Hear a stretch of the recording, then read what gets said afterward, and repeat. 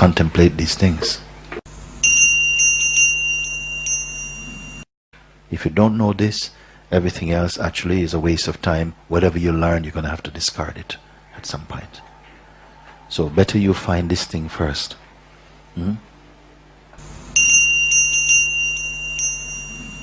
It really doesn't matter whatever plays on the surface. It really doesn't matter. It doesn't matter whether you are experiencing some crazy mind movement or extreme self-consciousness or whatever display. It doesn't matter.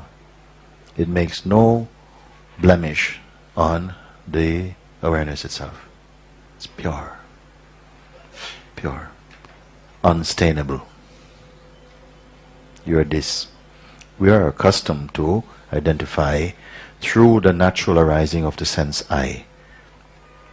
And because of the capacity of I to identify along the way with different aspects of your manifestation, with the body, with thought, with emotion, with time, with otherness. And this otherness is unending.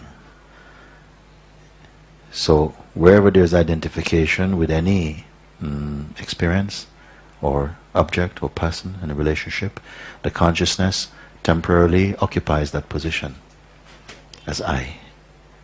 But it has the capacity to also stay only as the witness. It has this power to observe without identifying, without participating. Initially, it may observe actively, meaning that it's actually watching, observing the movements of time and objects and thought and emotion. Then gradually, as it becomes more mature, it begins to observe not only the movement that it perceives, but the inner reaction to those movements, which are more intimate to the sense of self. Then even those reactions, which are felt to be more personal also, it also observes. And then also, who is the one who suffers from the impact of any thought, then also it's able to observe. Don't get too caught in this now. Somehow it has to be said, I'm saying this. But gradually, its observation becomes casual, passive. It's not hunting or paying excessive attention to any thought or any phenomenon now. Everything becomes a soup of sensations. It's okay. Occasionally it can dip into that soup. It can focus even on the minutest detail without losing the sense of its totality, of its unity. This power you have. But somehow the more energy we give to the mind and its promiscuity with thoughts, then the more your energy gets fragmented. The more you begin to ignore these thoughts, or at least if ignoring them seems difficult, holding on to the awareness only. That's maybe easier. Just when I say hold on to the awareness, do we understand what I mean by this? Stay put. Be one with that. Stay as the awareness. Does this confuse? It is a confusing message, you see. Be only the awareness. Does it seem like a complex, impossible thing to hear?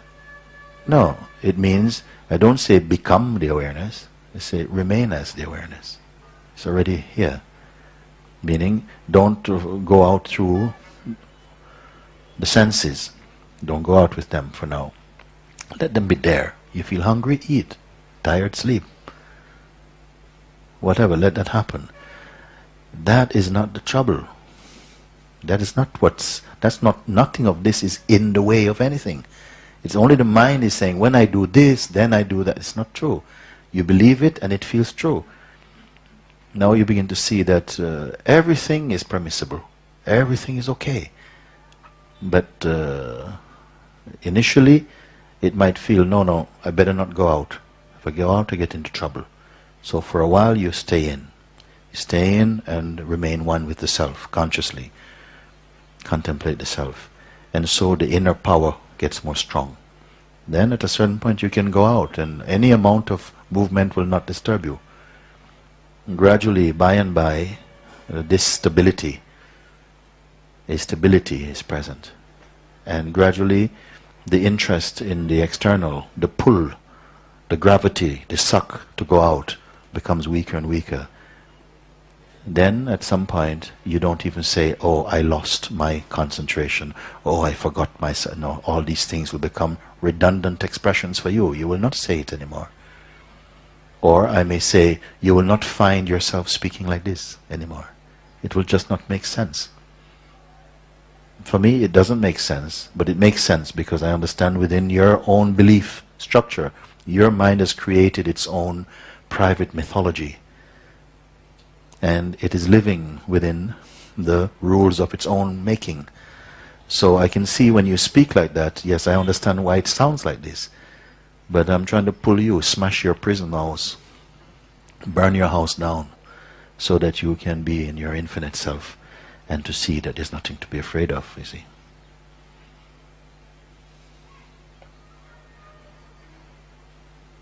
Because if you keep on paying attention to all these concepts, they're sucking, pulling the... It sounds crazy that it's pulling the infinite into a finite form. It's trapping. It's as though somehow this belief in all these things is holding the beingness hostage into some shape that it doesn't naturally belong to. Now you're seeing all of this. Gradually, just in being here, somehow recognizing, somehow the recognition, that sort of non-dualistic recognition, non-phenomenal recognition, what it means. That you can, it's not recognizing something, the self, I see that. No, there's a recognition which is the negative aspect of seeing some object. That I'm not this. Whatever appears, I'm not that. And somehow intuitively you sense, I am that. But when you say, I am that, that is not a phenomenon. I am not the phenomenon. It is seen. Not just said, it is seen. I cannot be this. Because witnessing of this is taking place. It is already evident that I cannot be that. The weakness is apart from it. Can I say something more? Initially, there may be an observer or a witness. If the witness has interest in what is being witnessed, then this witness is not the pure witness.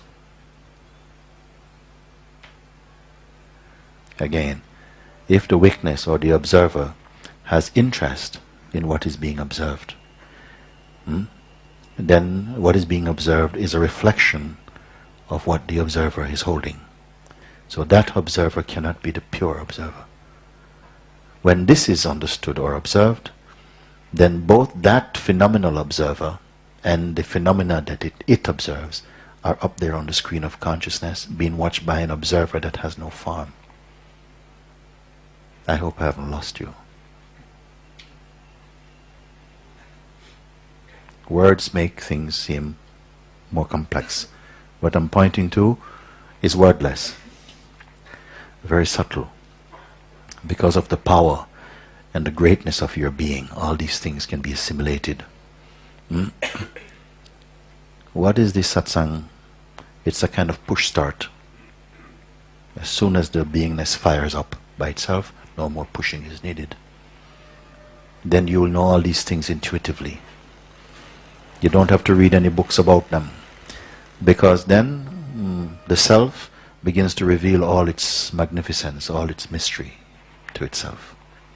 Presently it doesn't do this, because the mind itself is holding kind of jurisdiction, it's holding power, and the self will never bow to the mind. It says, carry on. Once you take again your stand in the truth, know that I am only the witness, that's all. Please remember, I'm not showing you or talking about so many different things to remember that you have to keep turning pages about it. I'm constantly pointing to this. If you catch it, then somehow you'll see everything I'm saying is just another way of expressing the same one thing. I've got a one-track mind, and it's only for this, always pointing to this. Because this embodies everything that comes. You will know if you need to know. If you don't know this, everything else actually is a waste of time. Whatever you learn, you're going to have to discard it at some point. So better you find this thing first. Even knowledge came after you, because it is you who know knowledge and you who know ignorance. Who can you be, you see? Contemplate these things. Don't rush over them. Don't hear them just like you're reading a book, turning pages. Each of these statements, that you are the one who knows knowledge. It came after you. Knowledge cannot exist for itself. Who is the knower of knowledge? Can the knower of knowledge be known?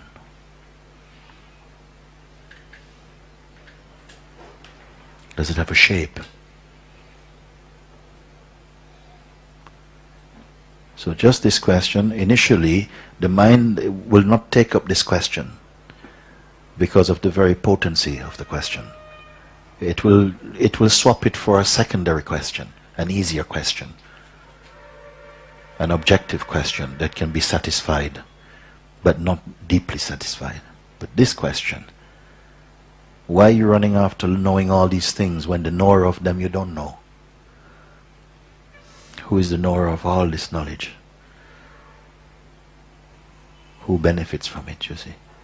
But just find out who is the knower. Who is the seer of all this world, all these worlds? Who is the perceiver of all these worlds, all these thoughts, all these concepts? Can you point away from yourself and say it must be there? Everything is funneling back right to your own self.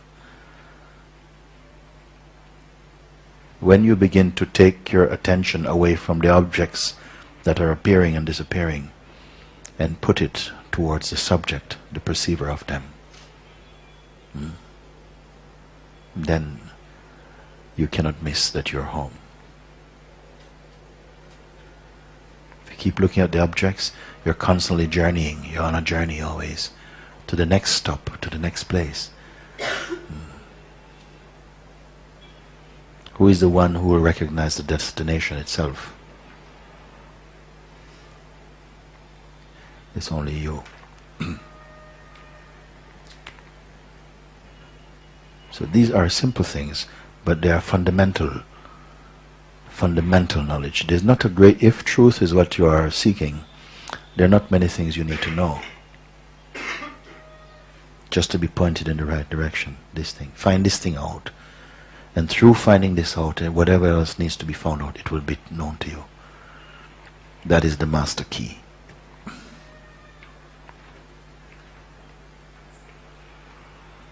But if your mind is in love with simple gathering information, it will continue. It's got an unending playground to do this. But some beings become tired, say no, no more. Some beings are even tired of experiencing. Enough.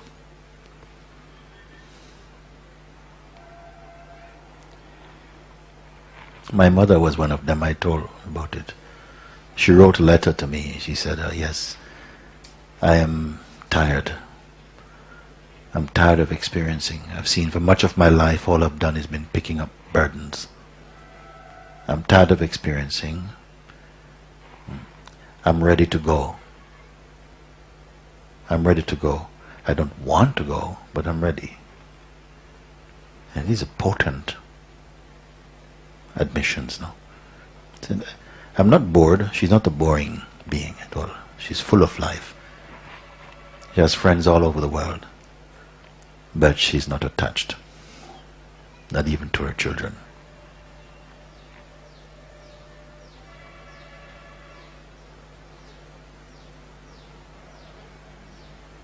We are attached to thoughts.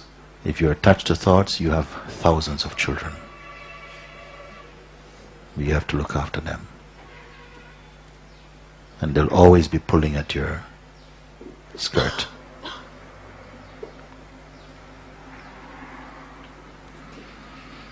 The one who is free has at their disposal all the thoughts, the whole dictionary of concepts, and yet nothing binds them. Why? No attachment, no identification. Because we are afraid to lose our identification, our identity, we cling to the past. You imagine you are going to lose something valuable.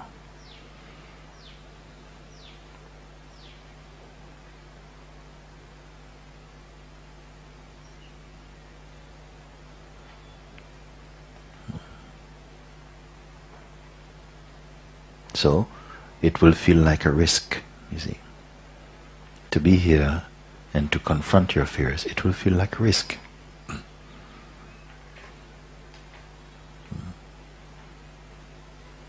But as these layers, they fall away, a great laughter and joy comes, replaces them.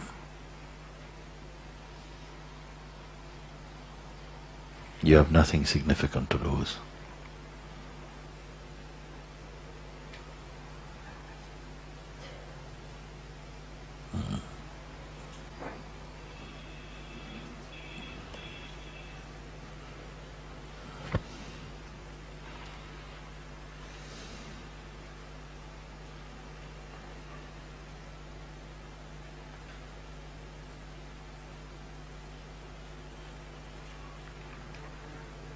When you come to the point where this question is put to you, can the perceiver be perceived? Of all the concepts that come in front of you, none of them have power without you, the one who perceives the concept, you see. Can it stand by itself? You're the weakness of them. You're the weakness of it. The question is, can the weakness be witnessed, you see? Why is this question? Because intuitively you know you're in the position of the weakness. Spontaneously you know when we refer to the weakness of all else, it's you, not another. The weakness has the taste of I am the one who witnesses. But somehow this question is there because the sense I am is given over to the body. It's being given over to a sense of individuality, of being a person and so on. When you say I, constantly we are thinking of person, you see. So the question, can that which perceives, even the person, even the sense of personality is perceived? Intuitively in the feeling I, then can this I itself be a person? Can the I be perceived? And you, only you can find out. Then my answers are no use to you. You're on your own now. In this moment, you deserve to be on your own. Have the courage to be on your own. And look by yourself.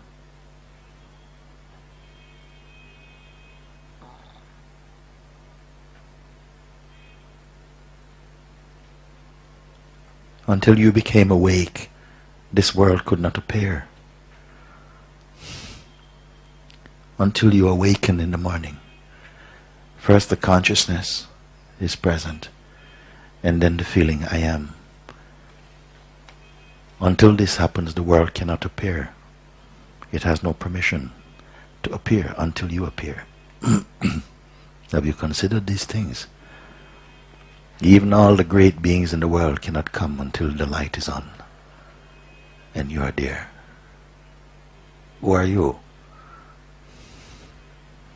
Prove me wrong.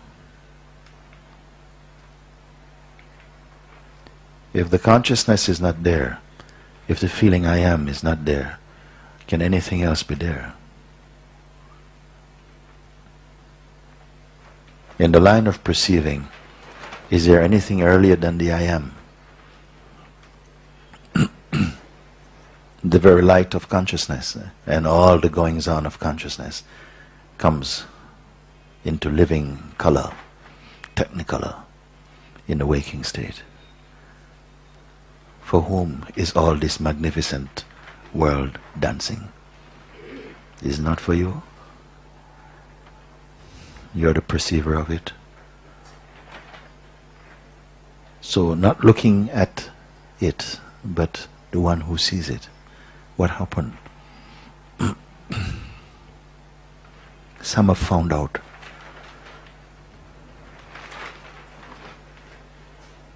Some are finding out. Maybe they don't answer with words anymore, but the discovery is oozing out of your presence when you see. It's not what you say with your words, but what you have assimilated, what you have seen for yourself. You alone can see.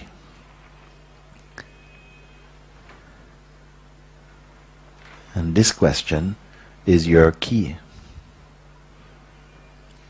into your own self.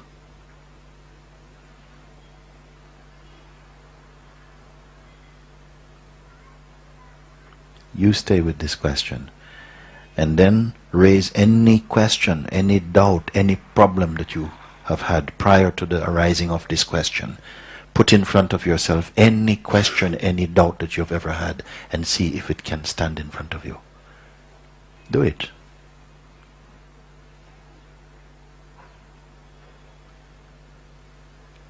I have not come here to entertain you, waste my time, your time talking. I want to see if you take it. You've made the effort to come here. Now fulfill it. Until then you're bringing second-rate, third-rate questions and observations, tired old things, as though they are meaningful. Now accept this question. Have the courage to see the auspiciousness of this question. Stay with it, because it's your question.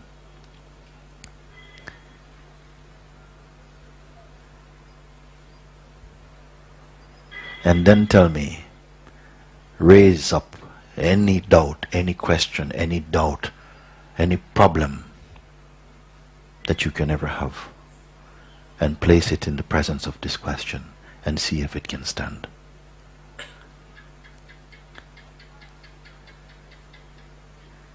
And this is my challenge to you. Then when you speak, you can put an intelligent question. Don't keep talking domestic questions,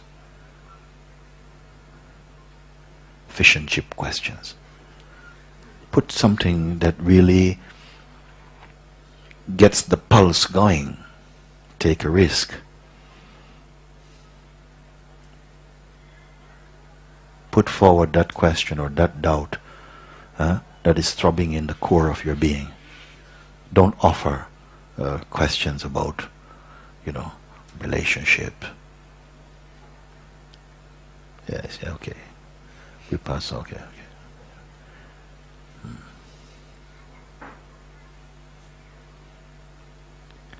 What you think about, no, please, my God, how much torture. But a question, who sees all these things?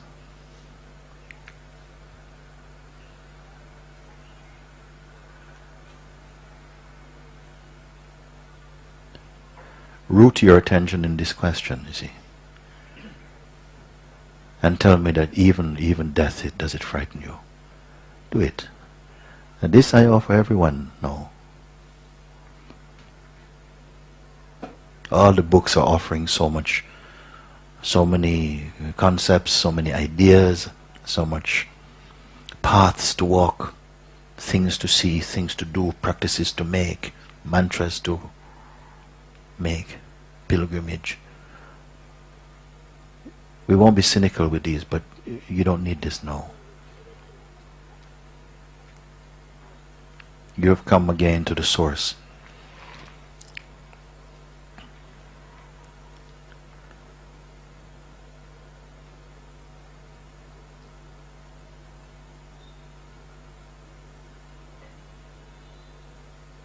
If you are not clear up until this point that all this is about you, in the truest sense, in the highest sense, that you are the one who is seeing all of this, in whose presence all the other beings are appearing, all the beings are appearing in your light. Yours are the eyes that are seeing, and even the seeing you are seeing. But can you be seen? Who are you? Are you material or immaterial? In the final analysis, when everything boils down, is there something we can look at?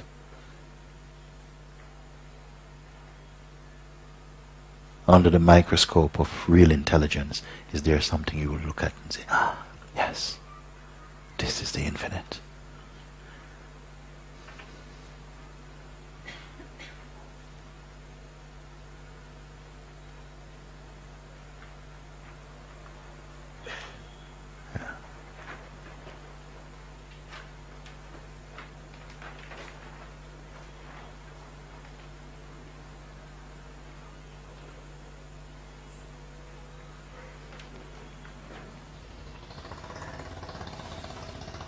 Initially, there may be an observer or a witness. If the witness has interest in what is being witnessed, then this witness is not the pure witness. Again, if the witness or the observer has interest in what is being observed, then what is being observed is a reflection of what the observer is holding. So that observer cannot be the pure observer.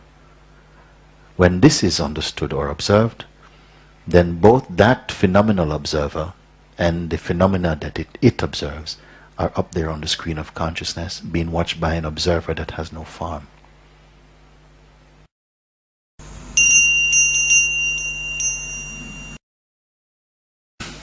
Contemplate these things.